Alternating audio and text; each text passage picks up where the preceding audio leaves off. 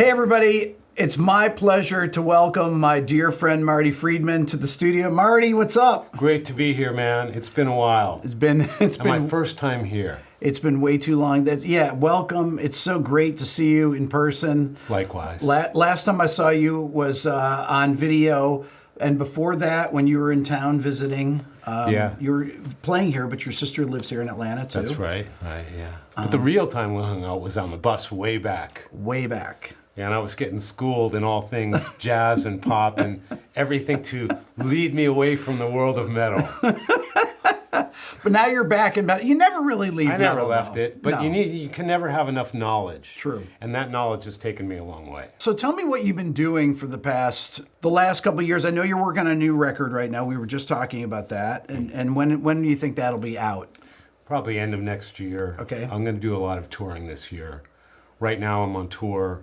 And since there was 3 years where I didn't come to America because of the pandemic, Yep. I really want to get back and play for new people. So I'm planning to do a lot more supporting and playing for different audiences, maybe people who might know my name, but wouldn't necessarily leave the house to come see me because they don't know anything about my music. And so that's what this tour's been about, and it's been fantastic. And we're going to do some more shows in Japan and then play the Wacken Open Air Festival in Germany.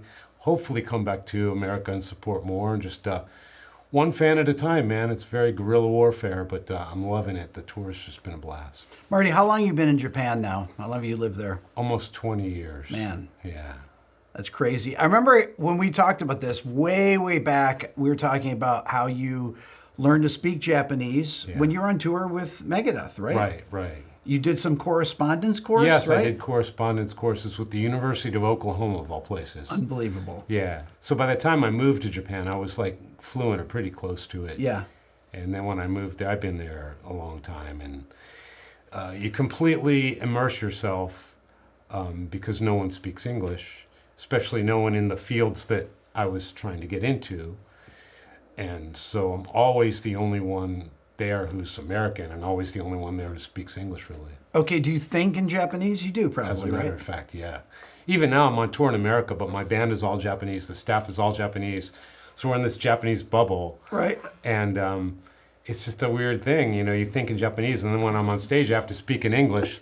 Sometimes I'm just like, screw it, I'm going to speak in Japanese. Only the band members know what I'm talking about. But you'd be surprised, some people in the audience come because they're interested in Japan, or they've been following my Japanese stuff, and so there's some people who get it, and they seem to really get a kick out of it when I break out a character, so to speak. I love watching videos of you speaking Japanese on YouTube because I watch it and I think to myself, that's amazing. It's hard to learn languages as an adult too. Well, I like anything, it's really a necessity. If you want to play music, it's necessary to learn how to do the music.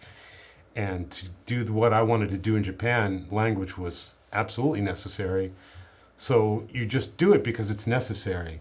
Same thing, I'm repeating myself, but the only knowledge that sticks to you is what is necessary. That's right. The expert on racing cars could tell me all the details of it, and it would be gone as soon as it went in here. Yeah. See, I'm speaking Japanese already almost. But if it has something to do with what you're working on, or future project, it's going to stick to you. And if you mess it up in front of somebody, it's really going to stick to you the next time. So I have read comments on my channel constantly of people talking about the Japanese music scene. Right. Rick, why don't you profile these bands? Constantly. Really? Oh my God, yes. A lot of rock bands from Japan, and that's really big here with people. Huh. So tell me about the music scene there and how it differs from here. As it relates to guitar, the first way to start is guitar fits in all kinds of genres over there. Unlike here, I don't think the guitar is in the top 10, 20 songs. Or if it is, it's like really cool stuff, but it's Last week it was in one song in the top 10. Really? Was it really? Yeah, I did a video on the top 10 and there was only one song that had a guitar. I'd be willing to wager that the top 10 in Japan, they all have guitars. Okay. And that's many a of them, big difference. It's a huge difference, and many of them have solos, and many of them are distorted, but it's not metal necessarily. And traditional metal is kind of the same as it is here.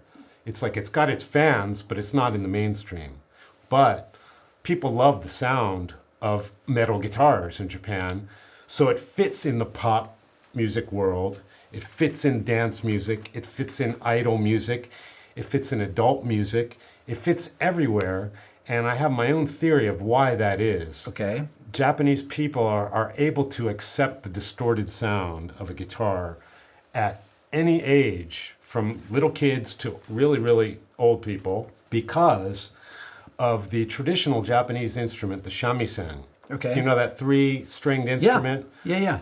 There's like a little lever on the top of that if you switch it, it makes the string sound really scratchy and very much like a distorted guitar. Right. And if you look up something called tsugaru jamisen, that's like a bunch of people playing guitar licks type of thing in unison on these shamisens. It's very guitarish.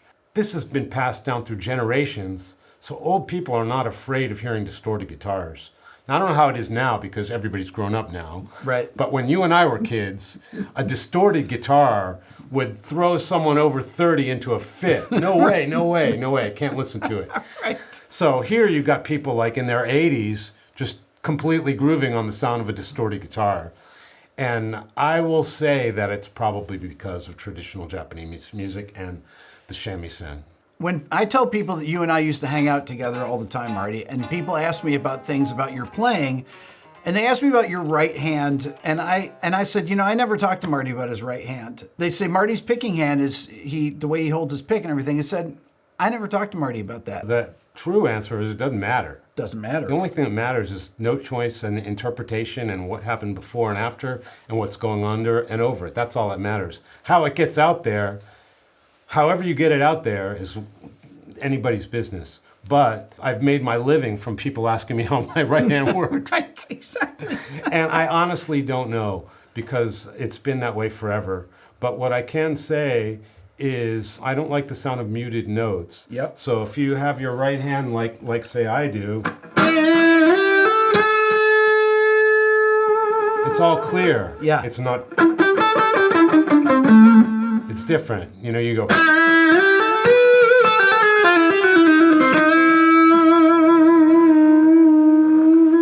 You interpret the notes, and by keeping my hand this way, I'm letting the string ring to its fullest. And then you get to hear more of the pitch, more of the intended note, and that type of thing. Marty, how do you think about lines like that? You play such interesting melodic ideas. I know that you just hear it this way. Right. You just kind of have your own vocabulary of how you like to hear things. Mm-hmm. Can you talk about that a bit? There's probably a lot of great teachers who can explain it better than I could, but I think you have to hear it before you can really interpret it. There's a lot of people with great finger dexterity at a young age, and they're playing stuff that's really cool because their fingers are doing it. But unless you hear it, you can't play it with full intent and full conviction, right, and with reason. In the end of the day, either way is cool. You don't have to know what the hell you're doing, right, as long as it comes out. You asked me about my thing. I have to hear it first. And even if I'm playing something and it doesn't come out how I'm hearing it, I might hear something new along the way and decide to change gears. So like, for example, if I just randomly are playing, I might do something like that, but I was thinking I would be playing like over a B flat chord there. But really, by itself, it doesn't mean anything because there's nothing before it and nothing after it. Right. It's kind of, does that make sense? I'm not a teacher, that's the thing. Some people are great at teaching. Like my good friend Tomo, I'm sure you know him. I know Tomo, yes. Yeah, he came to my show in Boston. We had like a jamaroo on the bus. We were sitting there after the show for like 2 hours, and it was just wonderful because we play so differently. But he's a guy who can explain why. But I hear these things over the chords, and I can explain it in my own way, but he can explain it in a more proper teacher way. Does that make sense? Yeah. Because he's got that special talent, that ability to teach, where most guitar players teach out of necessity to eat. But he truly loves teaching and truly has a knack for having the people who are learning something get something out of it. You know what I'm saying? So like even when we just sat down together, I learned a bunch of stuff from him, and I'm like, this is great. He showed me something, I learned it. That's very inspiring. With my thing, I hear it and I try to play it, or I hear what it should be and I try to play it. Like if you're playing a 2-chord thing, I'm already thinking of themes. I'm thinking of a beginning, a middle, and an ending. Does that make sense? Yeah. I've been looking for some tapes of you and I, because we used to record things for each other. Really? Yes, but and I know I have a cassette somewhere. I've been going through my old cassettes trying to find something, but I was thinking back to one time when we were on tour together, and I said, Marty, let's go to this Guitar Center. And we were in Charlotte, I think. And I so don't remember. Oh my God! And I said, people will freak out when you walk in, and so we walked in, and you picked up a guitar and started playing it and everything, and people were like, oh my God, that's Marty Friedman, and people freaked out, and I was just, and I'm surprised I agreed to go in there. I loved it. They lost their minds. Yeah, you know what? I always like in Japanese. They say when someone follows someone around, it's like following a goldfish turd. You know, I was like a little goldfish turd following you around because I just wanted to get all this information that you had. I mean, you got to understand. I don't know if you're watching out this. I was on tour, and Rick was in a band that was like supporting. He's a supporting band. Normally, you know, I was nowhere near the supporting bands, but every day people would come up to me and say, there's this dude walking around with an acoustic guitar, and he's like some kind of jazz professor. And I'm looking out there, there's no jazz professors here, it's just like a bunch of alternative band guys here. And then finally I run into this guy, and he's playing this acoustic guitar, just the sickest stuff ever, and I'm like, okay, I don't care. I just want to learn from this guy. So like I kind of hung around you like a piece of shit following a goldfish. And he taught me so much stuff. Just basic things that you don't learn in any kind of experience of rock and metal. And I had some pop experience doing sessions and stuff.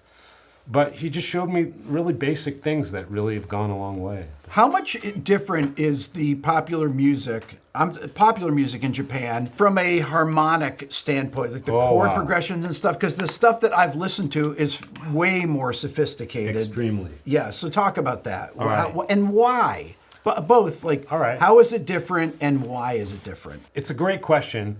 And I'm going to give you the very generalized version answer of it. You look at American, very generalized, of course, there's a million exceptions, but most of the songs that I hear in America are based on maybe 4 chords, and they kind of... Yeah, nice tuning. But anyway, they're based on those kind of 4 chords in some fashion, whether... Whatever the rhythm is, right? There's the 1, there's 1, the 4, 5, 5, and 6 in different orders. Then you go. Right.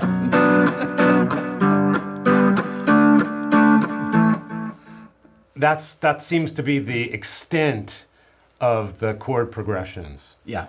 Which is nice because anyone can sing over it, and anyone can. It'd be easy to make a melody over it and a hook. So that's one thing. I'm not saying one thing is better than the other. It's a matter of taste. There's no good. There's no bad. In Japan, there's a lot more chords to go from, let's take a chorus. Verses can be even longer and bridges, but a chorus might have 16 chords in it. Okay. They're all basic chords, but they're kind of like the chords that you showed me. I don't know if this is probably 100 songs over there, but you take a basic kind of chord progression, a cliche chord progression that would fit nicely in a Japanese song, and you might have something like...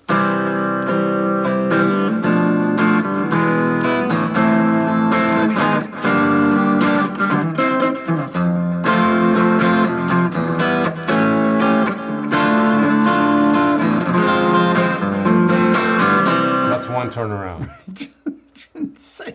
But that's very simple, right? Right. In the 70s, that's what it was like here in America, too. That's right. You do that, and of course the verses are different, and there's a lot of key mods. And I love key mods. So they say you end this chord progression of this cliche song where you just...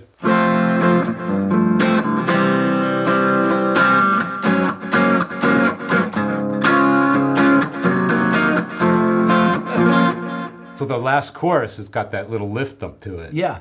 So when you talk about compositions, as a guitar soloist, I like to have that key mod happen right around when the solo starts. Right. Because then you get the bonus of the band giving you a mod, and you come in, oh, this guitar player's great. If you come in just when everything's in the same key as the previous chorus or whatever you're coming out of, Yeah. like, cool. But like if you come in when you get the lift and you do something clever at the beginning of the solo, you know, Bob's your uncle at that point.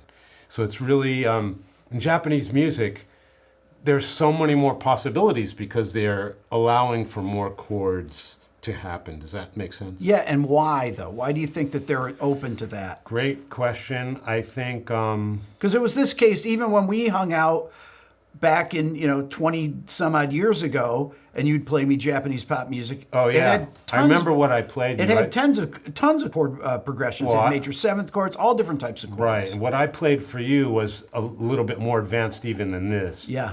These are very basic chords. But the funny thing is, you know, like when you have young kids playing in rock bands, you know, in America, we got that kind of thing. We Yeah. know those things. Yeah. But even in the very basic, they got kids playing this chord, Right. and they've got these chords. They're your basic chords. Sure. You know, you got those kind of things.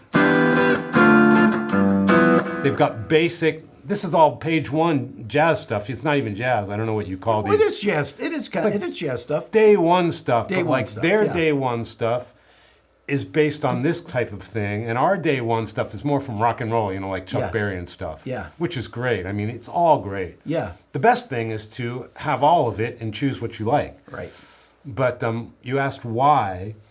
The only thing I can think of is they seem to want more data, more going on. Some of the stuff that's pop music right now, what I gave you was this really stupid basic example. It gets crazy and out there. Really inventive chord progressions and quite difficult to understand, but they sound cool and they sound new and fresh. And when you have these busy chord progressions, it allows for more intricate and standing out kind of melodies. Right. It allows for different key modulations and more inventive things, and it kind of encourages more inventive key modulations because everybody's heard everything before. I think maybe the Japanese audience for basic pop music would be bored with the same Let It Be chord progression over and over again. And not a lot of that happens. And I think, at least in the cities, like I live in Tokyo, but in the big cities, there's just a lot of action and information coming at you at all angles, and you're just used to that. And in the music, it's similar to that because it mirrors the society, you know what I mean? It's not chill, dude, kind of thing. It's like, really, there's a lot going on, and for those who like a lot going on, it's good, but it might be too busy for some people. But if you look at some idols like Dempa Gumi Inc. or something like that, there's just so much going on to analyze it. It would take you 2 videos to just figure out one of their singles.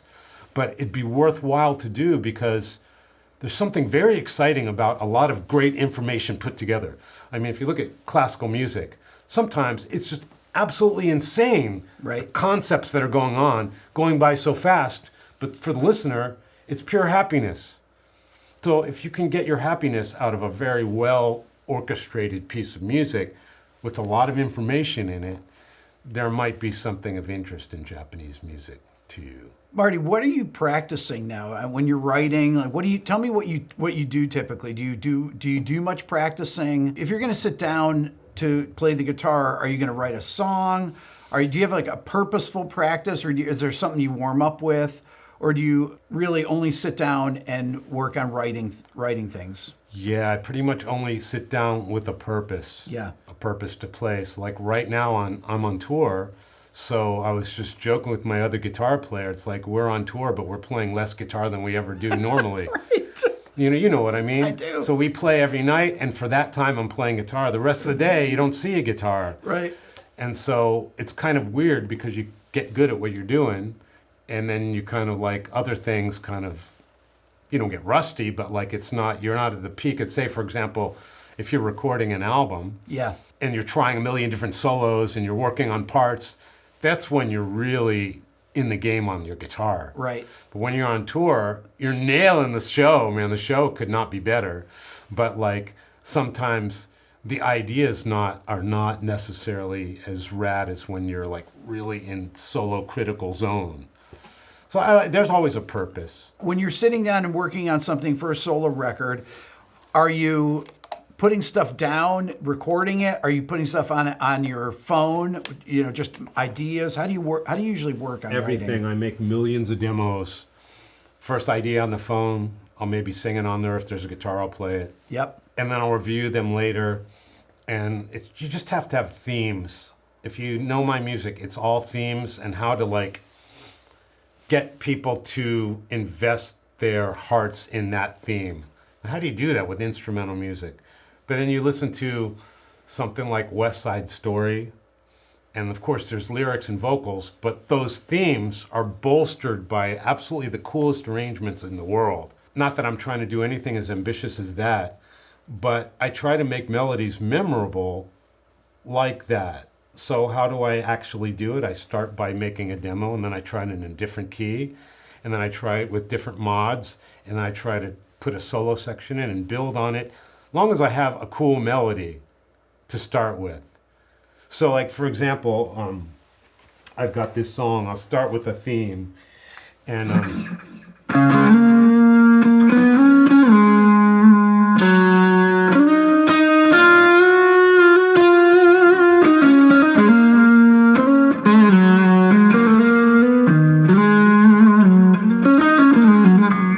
that type of melody. Yep. So if that's the melody, okay, I'm gonna do this 3 times in the song probably or more, but how do I make it interesting? Well, without the chords behind it, you can't really tell what's going on, but so I start off in F sharp, right?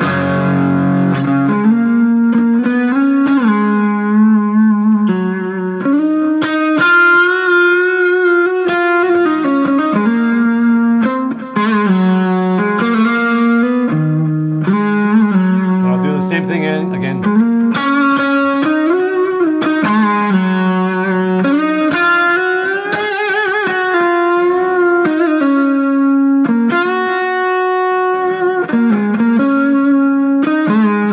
So I've resolved this long melody. There's a lot of chords, like I told you in the Japanese song, behind it. Yeah. So then, okay, I'm in F sharp, all right? Okay, I've been in F sharp for a long time. So let's start with a key mod there. So I've resolved on the root.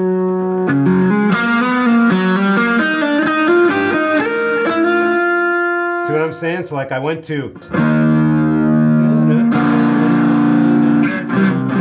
So it's really basic cliche chord progression, but that cliche chord progression sounds great after a completely unrelated cliche chord progression. Marty, you always put a lot of emphasis, though, on the phrasing, the particular ways that you will state your melodies in your songs and your solo records. Every note kind of has its own character.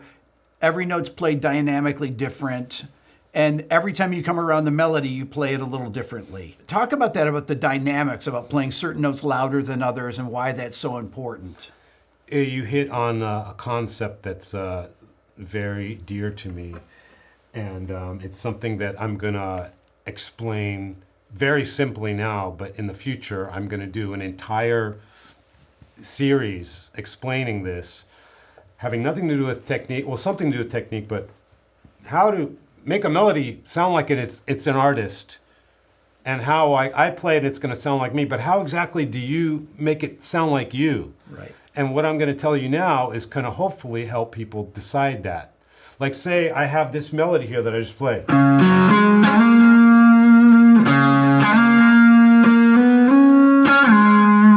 So that's different from how I just played it. That's right. Same notes. Yep. So how many options do we have here on the guitar? About 1 million, right? Yep. So let's start with the very beginning. So that's one way to do it. Or you could... Knowing the difference between those two things is what's going to make you the difference between a player and an artist. Right. You know what I mean? Wow. That's so well put. It's so important. It's so Yes. incredibly important, because what happens, and all of us are guilty when we're kids, we want to learn what our favorite guys are playing. We want to play it exactly like that. Right.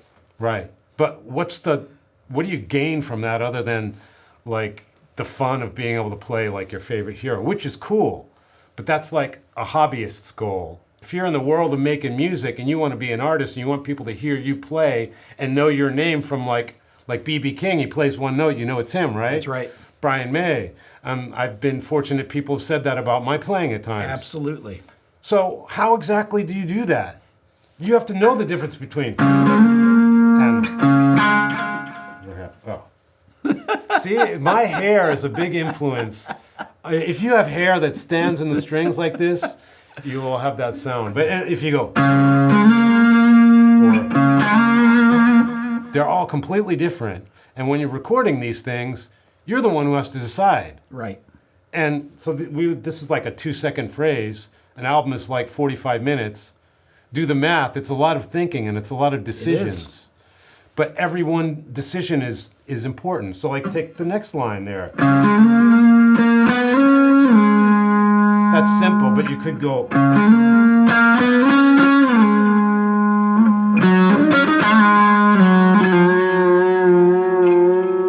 Do I do it? Do I go? Or do I go?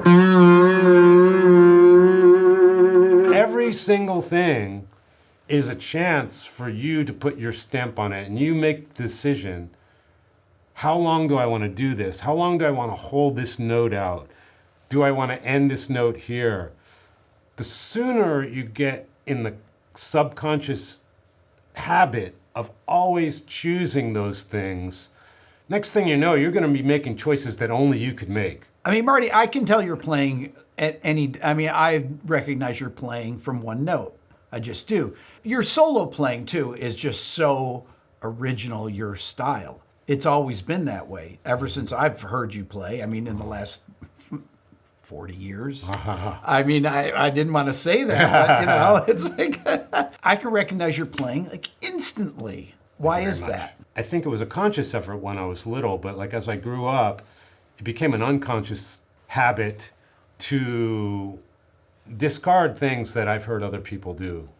If I've heard someone else do it, I might want to learn it because I think it's interesting and hopefully I can get something from it. But always through your filter, though. It winds up through my filter. Yes. Either because I'm not good enough to play like that guy.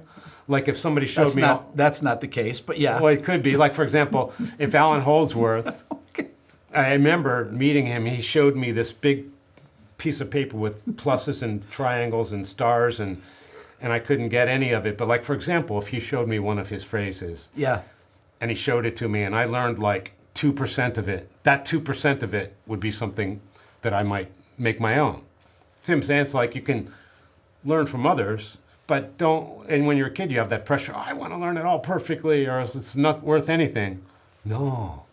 If you get anything from anybody else, then it's yours, whatever you glean from it. But then there's the other way. I'm always consciously trying to think of things that I haven't heard other people play in different ways, because we're all doing the same thing, playing guitar and rocking out and all that stuff. So what can we do that's different? So everybody has to, but everybody winds up having to play blues. So why not think of some interesting ways to play these blues licks, right? So if you're like, everybody does that, right?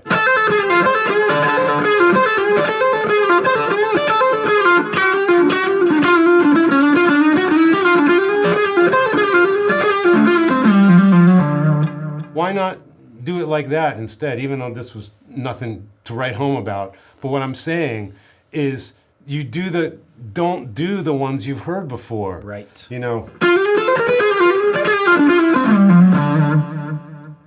just do them differently. I mean, it's the same place. It's not any easier or harder. It's the same thing, It's the same thing. We're all in this same box thing that we learn when we're 15. But right? Marty, you played, this is what when you and I would play together, all the different groupings, 5s to 7s to 9s, and you would have all these really hip note groupings that you showed me. Well, groupings, I mean, this is the easy stuff. This is the stuff that when you don't feel creative, why don't we just do some groupings so you have some? Like, take an easy fingering and let's just do an easy grouping. Right? 4 notes, right? Yep. And then maybe instead of that, and then put those together. that type of thing, and then you Yep. go that type of thing, right? It takes about zero creativity to do that. So when you're not feeling creative, just find an easy fingering, like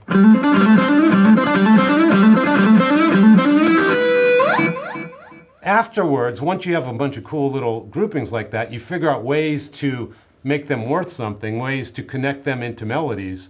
But like if you're just like, you're bored and you want to think of something to Or something you haven't practiced before, or whatever, some way, some new thing that you yeah, haven't and done. it does not have to be hard, but it's good to train your brain into thinking of groupings, because often I'll do these groupings on the fly, absolutely new ones that I've never done before. Yeah. Because I grew up doing these groupings like this, and you can come up with a million of them off the top of your head.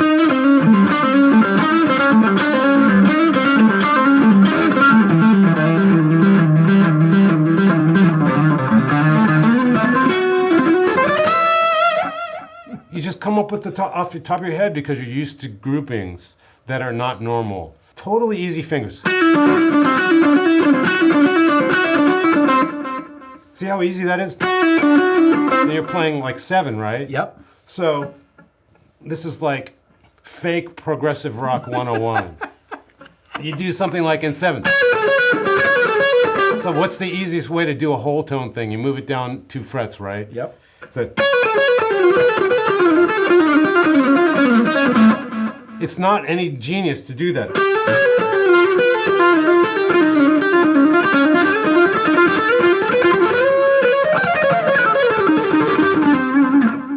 So what I'm saying, what I'm trying to get across is not necessarily this content, but people try to do these difficult fingerings, and it's not necessarily to make difficult fingerings to get your brain thinking in different numbers and things like that, so you can ad lib with a little bit more of your own taste. See, I whatever this was, 7, and then there was like a 4, 6 thing or whatever. You did, But yeah. this guy might have things that are easier for his fingerings that are not easier for mine, but if he does the exact same process, boom, he's come up with a bunch of his own licks, and he's on his way to sounding his own way. I want to go back to this writing thing again, though, because I'm really curious about how people write. Do you demo things in Pro Tools? You use Logic? What do you use for a DAW to record in when just before you even go in and you're just working on song ideas? The very first thing is the iPhone, guitar, voice, whatever, and often I have like 2 or 3 parts that you stack. So there's better apps than the iPhone app that I just got one just yesterday that I learned about, but I hate all that stuff. So what I'll do is I'll play one line and then I'll do another track on a whole nother separate file. It's not like you can hear them all at once, but I'm like, here's the melody. And then on another, I'll do a whole nother pass. And then on another thing, whatever the parts are, there'll be like 3 takes for like one little line. But I'll have a phone full of these things, and when it comes time to like start working on an album, I'll listen down to it and see if I'm inspired by anything. Okay. Which 90% of it is just trash, so throw it all away. And then, but the good stuff will spark something, and I'll hear a melody that I want to make into an epic piece of music that I can see fleshing out into a beautiful construction. And then I do it in GarageBand because I'm just a shitty engineer. And I just need to stack things up, and so you know where the chords are and the bass lines and drums. And then I start sending it to the people who want to work on it. Do demos like that, weeks, months, hundreds, literally hundreds, same song, 100 demos. Okay. Different keys, different key mods. Probably because I'm not a great engineer and I don't know how to throw away things right away, but it's just my process, and I do a lot of demos and live with them, go jogging with them, walking around town. Because when you're in the studio, I'm sure you know this, your opinion of what you're doing is different from when you're out in the real world. Absolutely, no question. Yeah, you're kind of a little bit more honest in the real world. In the studio, it's like, that looks Are pretty you rad. more honest, or you just don't notice it until you get out in the real world, and then you're like, wait a minute, I thought that was good, or boy, that's better than I thought before? I think when you're out in the real world, you kind of listen to it with the ears as if you're listening to another artist. Right. And then you're more critical. Because people are naturally nice to themselves, especially like when you're young and in a good studio and it sounds great and it's loud. You know, when you're a kid, you're in a studio, it's just cranked and you're like, this is it. And then the next day you play it quietly in your car. I'm like, this sucks. You know, so you want to give yourself the absolute worst criteria when you're listening back. So you're like in busy city traffic with your headphones. If it's still kicking ass through that, then it's worth pursuing. At least for me anyway. So I do that. Then I go into a real studio and go into pre-production and start making better demos. You'll go in with players then at that point, right? With real players and Yep. real engineers and real techs. And Talk about how important that is, Marty, actually playing with other people. it's the most important thing there is, especially for what I do, because I can't play bass and I certainly can't play drums. And I have a distinct image of what those should sound like. So I have to explain them to the people who can do that. When I have that, it's like, okay, I'm making this picture frame and I'm going to be right in the middle of that. And for my music, and I like to say this, especially for instrumental music and vocal to some extent, but instrumental, we don't have that, the bonus of like the meaning of the lyrics. Right. So there's no meanings, there's no like, oh, that word just touched me. There's none of that. So we got to do all that with melodies. I like to think of it like you build the best picture frame you possibly could. Just the drums, the sequencing, the strings, the keyboards, whatever it is, whatever you need. Maybe it's almost nothing, but whatever it is, you make this wonderful picture frame. And then if you play one note in there, that one note is all people hear, but it's the best sounding one note. Right. It just looks great. It's like if like a picture frame that's at the Louvre in Paris. Anything you put in there is going to look awesome. Right. But if you got a picture frame from Walmart, you could be like the best player in the world. It's still just, well, kind of crappy. So I always say, Great analogy there. I yeah, like the that. picture frame is so important. So I always say this, I spend like maybe 75% of the time on everything other than the guitar. Right. That way I'm playing just in this awesome environment and I can really pick and choose every little nuance of what I'm playing. But I know you spend a lot of time on your melodies, getting them right. And because that's the voice. Instead of having the lyrics, you have to, the phrasing is so important then. It becomes even more important. Yes, you want to be like a singer. The only songs popping in my mind are the ones that we're playing on tour. But like, for example, I play this Japanese song called Amagi Goe.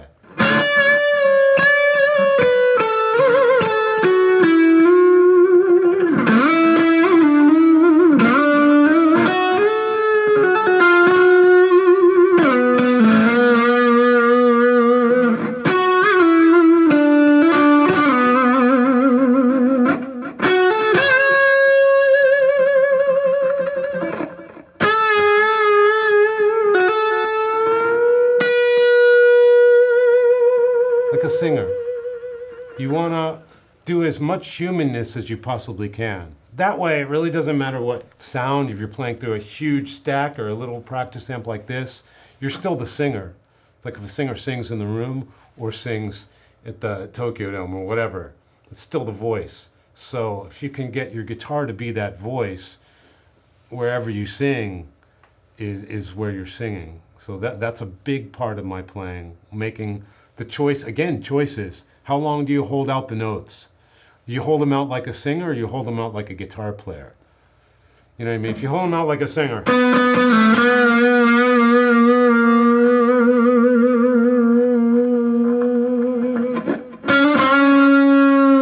it's kind of a vocal phrase. It's not like a guitar phrase. Da-da-da-da-da. It's not like guitars are. That's a guitar phrase. Right. So if you kind of, what's the word in English? Ishikite ego de nan desu ka? It's so weird. It's so weird, Rick. I'm telling you, it's so weird. Conscious effort. Okay. You Oh have my to- God, you're making a conscious effort to make a conscious effort, to think of conscious effort. Exactly.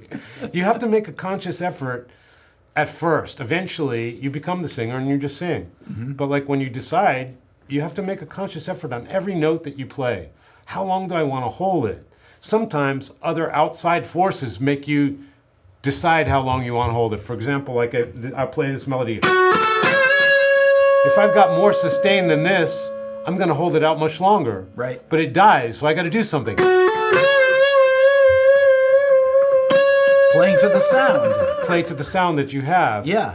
Ideally, you don't want to play to the sound you have. Ideally, you want to play to the sound that you want to get out. Right. But this is, we're here, it's casual. Yeah. But like when you're performing or recording, you set it up in a way that you can, interpret the melodies the way you like. So, but this is a big one, and I hope that there's a lot of young people playing guitar that can get something from. The biggest thing that I can think about is how to extend the notes, connecting notes from one thing. There's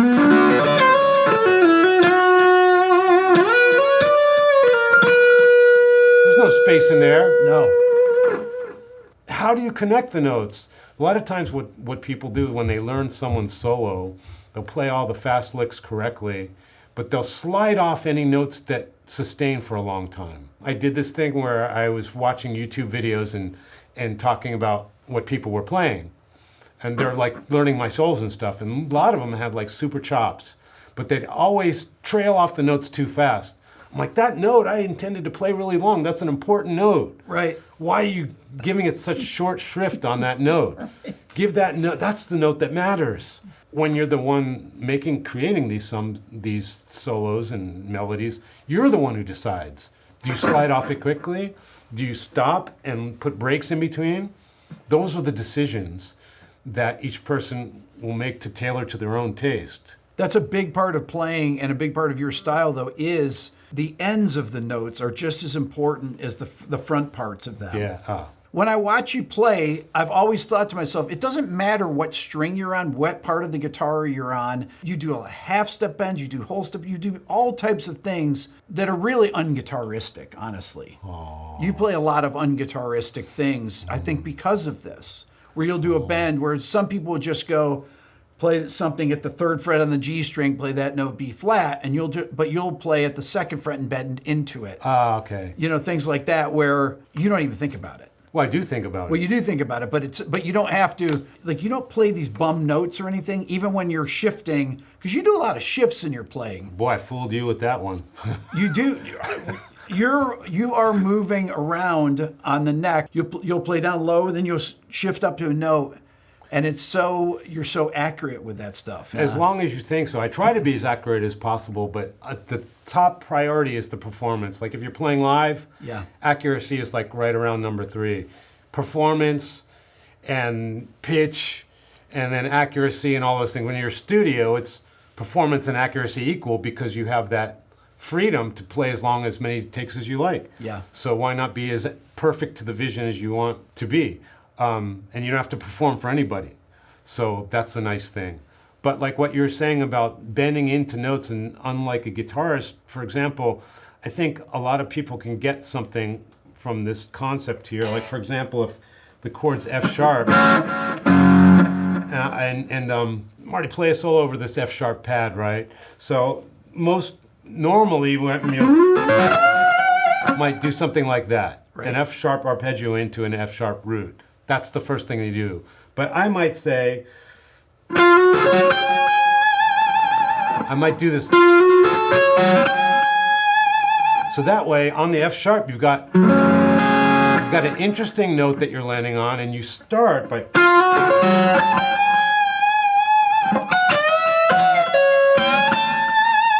And you do a bunch of different bends that I don't even know how to play it without bending it.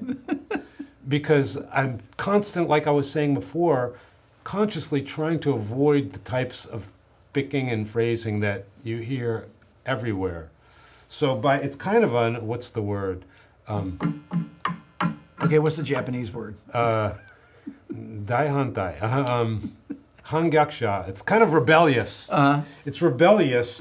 Like jazz originally, you know about jazz, but a lot of those things was like breaking all these rules and playing from a half step below and all those things. So it's like baby jazz, you know what I mean? So like if it's F sharp, I'm like, fuck your F sharp, I'm playing F. And not only that, I'm playing a flat second on that. You see what I'm saying? Love it. It's kind of rebellious to like, the chord is F sharp, but I'm doing that. And you know what I do a lot is if the chord is like say B, I'll start the solo on.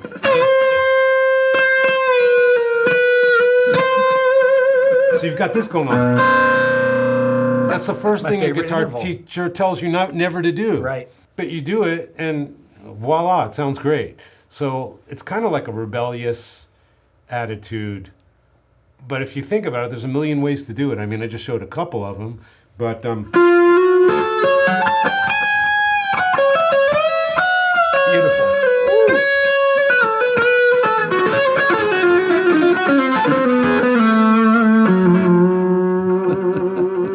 That's a perfect example right there. was it? Yeah, that's a perfect demonstration. Well, I think what also might be a thing is I don't do I kind of rebel against the scale and mode type of thing. So like, for example, I don't know what. So is that in a different mode or whatever? So like I started, I'm still thinking the chord is F minor, just so you know. So I did all that stuff, right? And then here's a.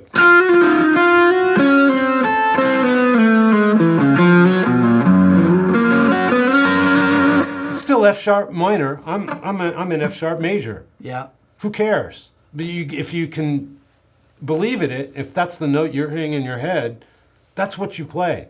So I do a lot of that.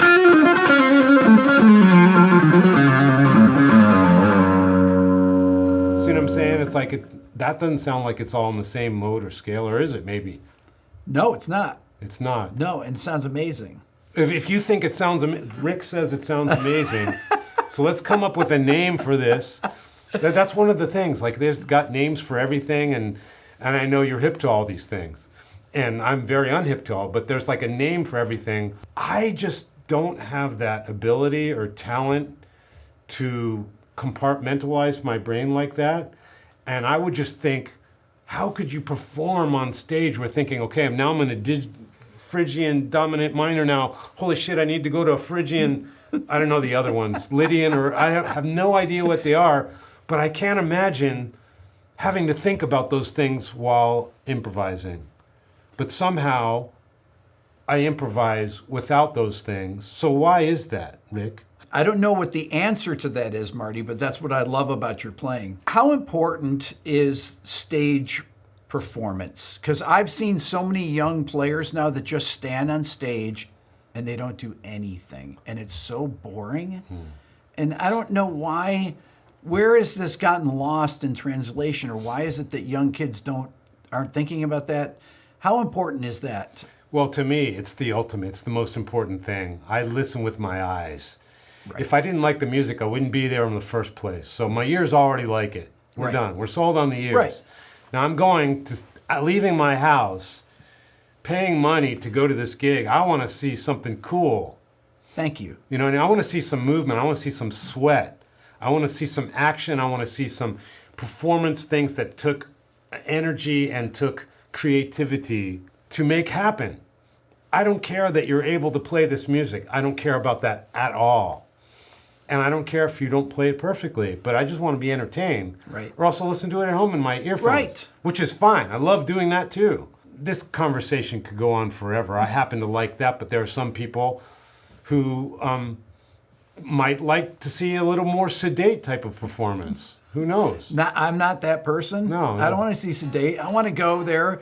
If I'm going to a show, if I'm going to get out of the house and get in the car and go there, I want some action. I want some action. I agree. I want to see people sweat like they're doing something. I want some real action. I want some risk taking out there. Yeah, I don't want to see the record. I want to see a performance. Yeah, when he's playing his toughest lick, I want to see him running across the stage doing it. That's what I want to see. Anybody can stand there and nail their parts. It's so boring. Yes, thank you. Yeah, are you like? Is there someone who is against you on this topic? I can't No, believe I never really talk about this very much. I talk about it to my friends, and people will say, "Rick, why don't you ever go out and see live music?" And I said, because most of the people that I go out and watch now are so boring. Young people, they don't move on stage, and it's just so uninteresting. Well, I guarantee you, when you go to the show tonight, you will sweat just from watching us Marty, sweat. I used to sweat watching you play on the side of the stage. So when we were on tour playing with Megadeth back decades ago, I would always stand next to Marty's monitor guy on the side of the stage and watch Marty play. Marty would put on such a great show, and that was the highlight of the tour for me, was watching you play live every night. I'm not talking about myself, it's the rest of my band. The rest of my band outshines me every night. Go watch us on tour or look on YouTube or whatever. Nobody stands still for a second. And it's all at the risk of possibly not playing everything exactly CD quality, but who cares? That's right. Who cares? So, but it's a completely different generation than when we grew up. All those hippies were just standing around before us. So then it started to get action when bands like Kiss started coming around and blowing stuff up, and it's like, hey, we can have more fun than just standing around.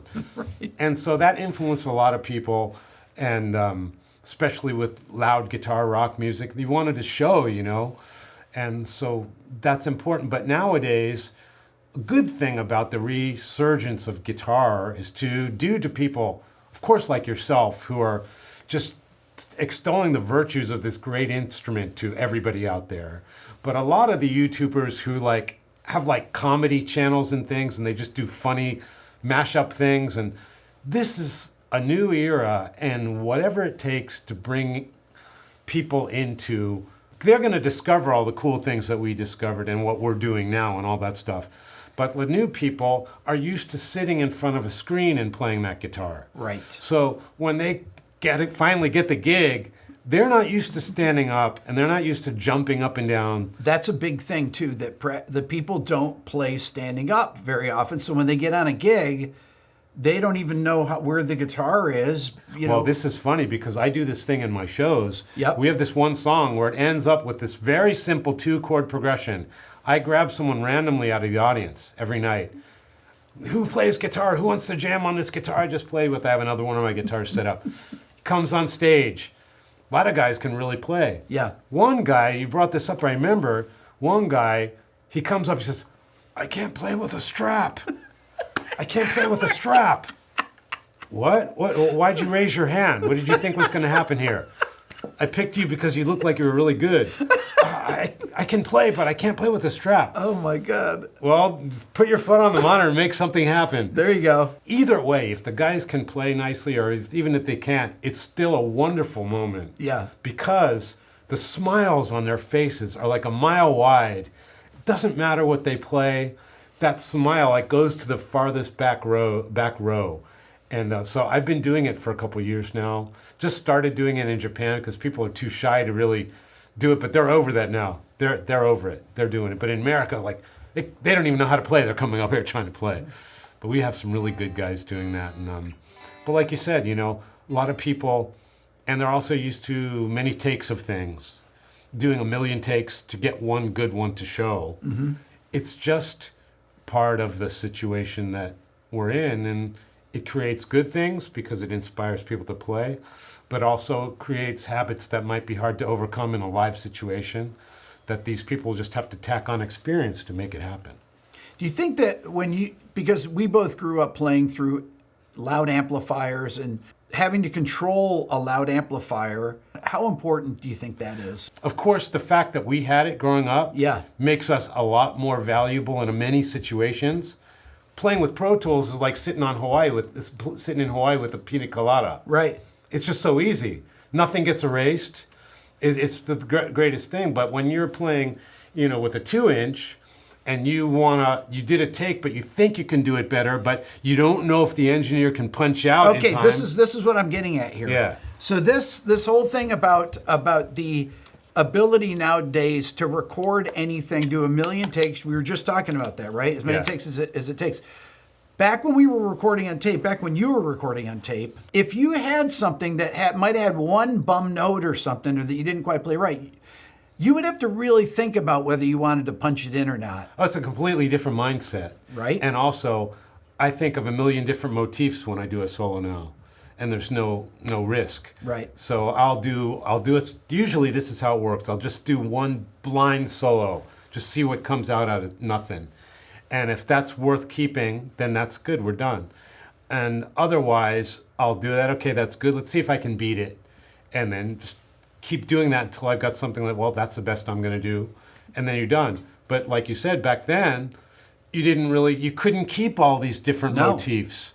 You couldn't. No. So it's a good thing for training. I think for us growing up with that made us a little bit more valuable, a little bit more manly. You know what I mean? It's macho. We can do things in a pinch, and it's not going to freak us out because that's what we grew up doing and that's what we know. But the people now, they also have a good thing is they're used to this new way of recording. Well, not new, but they're used to the freedom way. So they're more in tune with the fact that they may come up with another idea later, and their development of ideas could be better for that than what we grew up with. We were like, let's just get the best thing we could and go. But now I'm going to start with this motif and maybe work on it for a couple hours. I'm going to do like 500 solos and see which one is just killing it. Right. So this is also great. So it's not like we're any better than what they have now. It's kind of like with me making videos. You could never to make a video, think about making music videos back in the day versus now. I can punch in anything. If I was like, oh, you know what, I should have said this there. Oh, I'll just say it and just pop it in. Right. And you don't even think about it. That's just how you make videos now. Right. Yeah, I mean, there's pluses and minuses to everything. Pro Tools, the pluses so far outweigh the minuses. Absolutely. One of the minuses, well, what you're talking about, people are used to that. Yeah. And in a pinch, we got 20 minutes. This is the one. Right. And let's do it now. That might throw some people off, but how often does that happen? And it also, the performances could suffer. People are not used to playing live so much and recording live and all those things. But those things can easily be, you can easily get those things with experience. Would you rather, after a show, if you were going to listen to a show, would you rather listen to it or watch it? Totally different way to watch it. If I was to see it, I would be constantly thinking about, should I stand here during this part? Should I move over here? When should I jump on the drum riser? Those type of things. Yeah. Listening to it, then I would be listening to, well, I could probably play this more accurately, or I should slide into this part instead of, I should interpret the parts differently. And also, a lot of the stuff on my records, I'll have a wonderful, wonderful expression, but that's going to be kind of difficult to do live. So I do an easier version to play it live. And this is another one. This is going to be a good tip for guitar players out there. There's always an easier way to play stuff. Sometimes you get these magic moments on the record. You try to reproduce those live, and it's just so hard. Just simplify it a little bit.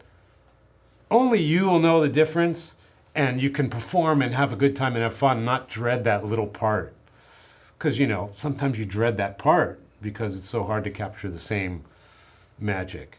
So a lot of times in the pre-production stage of tour, you're listening to the CDs, okay, how did I play that? How did I play that? Oh, I'm going to need to find an easier way to do this. And, there's no way I'm going to play this. And plus your strap is really low. Right. You know what I mean? So that makes a difference. So sometimes you think of little different ways to do the same thing. Of course, there's a million ways to do everything. And hopefully the one that's on the record is the absolute apex, the best that could ever happen. And then live, you just got to figure out a way to make it sound kind of like that. But you can, make eye contact with people while you're doing it. Or shut your eyes and do it. What I like to do is keep my eyes shut most of the time, because when you have your eyes shut, you don't have a lot of unnecessary data coming into you. Right. And you can put all of that effort into playing your guitar. If your eyes are open, you've got, oh, look at that chick's tits over there. Or look at the lights over here. Or the monitor guy's got his fucking headphones off, or whatever. All this unnecessary information comes in. And so if you have your eyes shut, it's just you and your guitar out there. And so that's another live thing that I find myself doing. All right, so Marty, talk about this tour then. Then how long is this going on for, and what cities are you going to next? Oh, this tour is just about finished. Today and tomorrow are the last two remaining shows. We've been out for 7 weeks, 8 weeks. And then I'm going to film probably the most ambitious instructional video of my life. One and done. I'm not doing any more. And is it going to be in English? Of course, in English. Okay. And also in Japanese and hopefully other languages as well. But I won't speak the other ones other than Japanese. I don't even know if I'm going to do it in Japanese or not. But I've done a lot of instructional videos before. Yes, you have. And I'll be 1,000% honest with you. I think they're good. They're okay. But they took absolutely no thought. There was just whatever came to mind, put it out there. And I think any decent professional musician could come up with a video's worth of material easily because you have so many experiences if you're a professional. Right. And you should have a lot of knowledge. So those, I don't want to say the word cash grab, but when you have a day off and you can sit in a studio for 3 hours and it's really nice. So I've done that a lot in I guess it was the 1990s. If I see some of the information, I'm a little bit not embarrassed of because I think it's good, but I always knew that I had something more important to say. And a lot of times, like in instructional things, all the directors want you to do is tell kids how to play fast or how to do impressive things quickly and how to do shortcuts and how to follow chords. And these things are important, and these are probably where the money is in the music educational business, let's face it. But I always thought that for what it's worth, I have something that's different that some other musician doesn't have. So over the last 7 or 8 years, if I had an idea, if I just noticed something that I'm doing that definitely no one else would understand that, I just kind of made a memo of it. And then next thing you know, I had pages and pages. I had 75 different points that definitely no one had ever explained before, for better or for worse, that are strictly in my thought process. And it all pertains to having to make choices that eventually make you your own identity rather than just a good guitarist. You can do that from any video. And I'm sure you have videos and books that will make you a fantastic guitarist. But my whole thing is, fantastic guitarist is great, but there are some people that really want to know how they can be themselves. And to them, the only thing I can do is explain the thought process and give them the options of how to make choices, like we talked about before, each little choice, and how to know that there's millions of choices that will get the same point across. Those choices, the sum total of those choices are what's going to make you sound like you and nobody else. Right. So I have pages and pages of this stuff, and I got a wonderful company that saw this, and they just thought it was a great idea, never been done before. And to me, it's just going to be the most ambitious thing I ever done. It's it's not an apology for the ones that I just winged, because I think they're very good, and I think there's a lot of good information. And at the time, I meant every word of it. Mm-hmm. But what if I put a lot of thought into this and really cared about making it something like a document that's never been done before? We have a lot more life experience and playing experience from then to now, too. Oh, it's just completely different. I listen to the stuff I did back then. Sometimes it's okay, but sometimes it's I would never, ever do that now. I would go 5 levels deeper before deciding on that. I might decide that was the coolest thing, but I would at least try other things first. But what if I did a real ambitious... I'm lazy, man. I just want to make music. I don't want to explain it. But I thought, if there's any time to do it, I'm going to do it now. So the folks at TrueFire got on board with this. It's not going to be like their other videos. It's going to be totally different. Awesome. Their other videos are fantastic, by the way. But it's going to be something that's taken a lot of thought from me and a lot of prep. I never prepped for any of those videos before. It's so embarrassing. But I think any guitarist pro could do that type of thing. It's not anything to go wild about. But I thought I owe it to anyone who cares to put some real thought into it. And, a lot of people don't ask the kind of questions that you ask. You know what I mean? They ask, how do I get good? Or how do I do sweep picking? I say, have you ever seen me do sweep picking? Why would you ask me? Marty, if somebody asked me if you do sweep picking, I'm like, I have no idea if Marty does sweep picking. How do you use the tremolo bar, you know, and how do you do this and that, and how do you do alternate picking? Are you sure you're looking at the same guy? But they just think that I know all these things, and you'd be very surprised at how little I know about anything. The only thing I know about is my own thing, which is, as I'm finding out, pretty deep, actually. And the only way to get a document of that is to do this series. So that's what I'm going to do right after the tour. Cool. Yeah.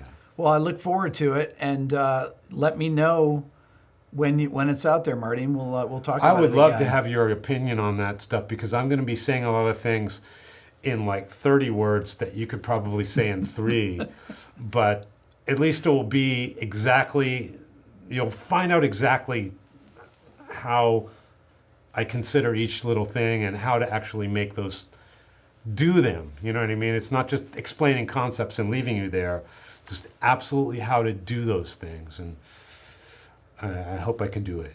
Well, Marty, it's been such a pleasure having you here today, and it's so great to see you again. It's been way too long. Way too long, man. I'm coming to visit you in Japan, too. I can't wait. And I want to sit down and pick your brain, man. Anytime. I never let that opportunity go by. And like a brain like this deserves to be picked. I picked it once, and look what happened. Oh, a lot Marty, of good things. You're too kind. You're too kind. Well, I'm serious. Thanks, Marty. I appreciate it. Yeah.